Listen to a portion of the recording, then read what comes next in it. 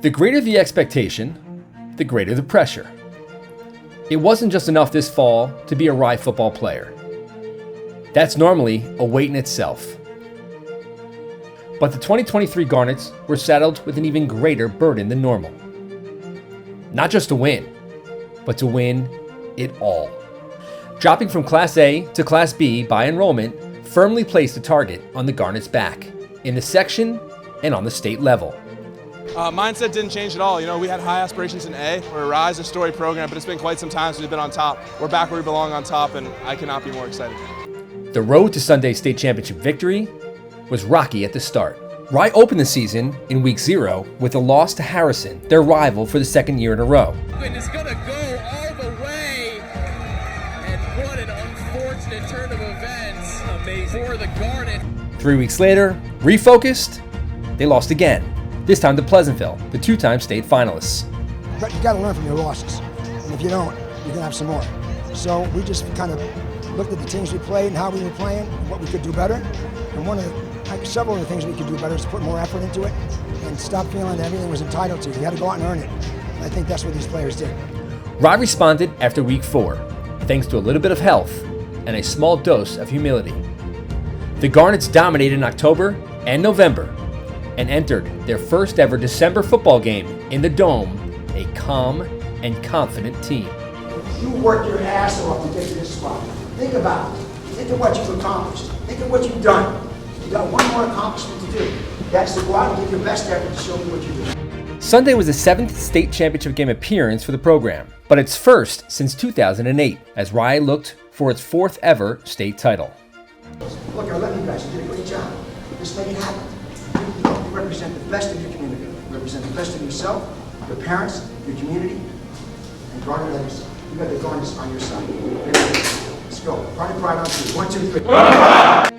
Taking on 2-time state champion Maine-Endwell of Section 4 in Sunday's Class B state final at the Dome, Rye steamrolled out of the gates.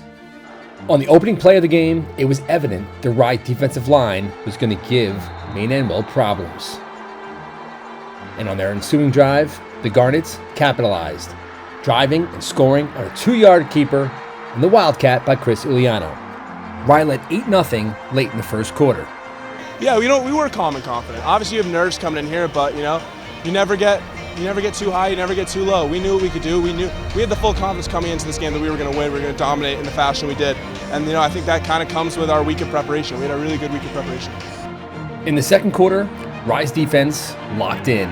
Charlie Swarak makes a big sack here. That would force a punt and a game-changing play by Charlie Swarak and Cohen Turlew. Pass rusher, you can certainly see Ryan. That punt is blocked. Swarak. And right there is Cohen Turlew. Can he get there before it goes out? He will. Touchdown Rye. A dream start for the Garnets. They lead it 14-0. Turlew extended the lead to 15-0. It was pure adrenaline rushing through me. It was awesome. Charlie Swarak, I saw him block and I saw him jump up, and I got it. I had to do it. I wanted to touch on it in the Dome for I don't know how long, and I got one, so I'm very happy, yeah. The Rye defense continued to dominate up front, and the secondary did its part. Jack Akiavati, who had 5 catches in the game on offense, breaking up a big play downfield here on defense. And then one more time, an interception this time into the hands of Andrew Wilmarth for the pick. Rye couldn't capitalize with points, and Maine-Endwell made him pay for it just before halftime. Austin Nice Shot hits Jack Hennessy for a big gain and a first down, and that would set out Nice Shot, who's just a terrific athlete, buys time, throws downfield, hits his man, Vincent Mancini, for the score, and it was 15-7 Rye at the half. Rye would try and get something here, a prayer, unbelievable over-the-shoulder catch on the interception by Nice Shot. The Garnets would regroup in the locker room. Yeah, typical Rye football. We have a couple chances to put them away. We let them back in the game, but we were dominant. Our line was freaking fantastic. Coach, I think he really mixed up the play call well. They didn't really know what was coming, so we were able to get some things in the passing game as well. And our line and Iuliano are just unreal.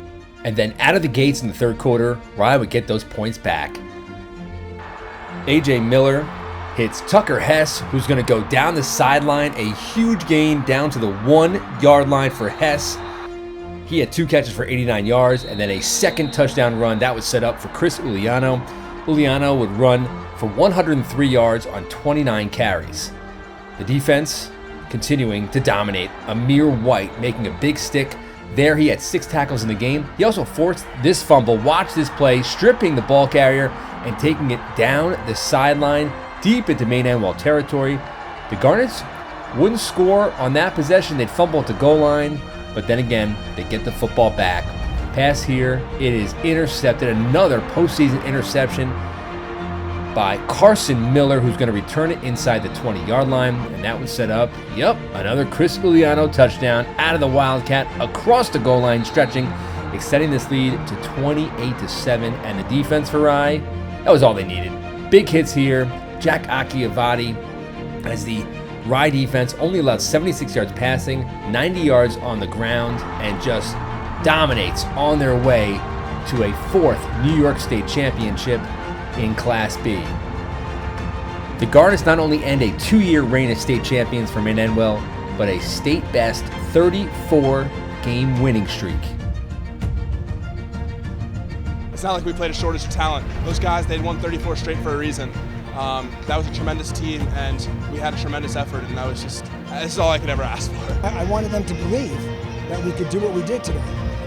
They were taught well, they got better and better, and even though we were playing a team that was undefeated for all those years and going for the 3rd state championship, I just felt that we could play with them, and they had to believe the same thing.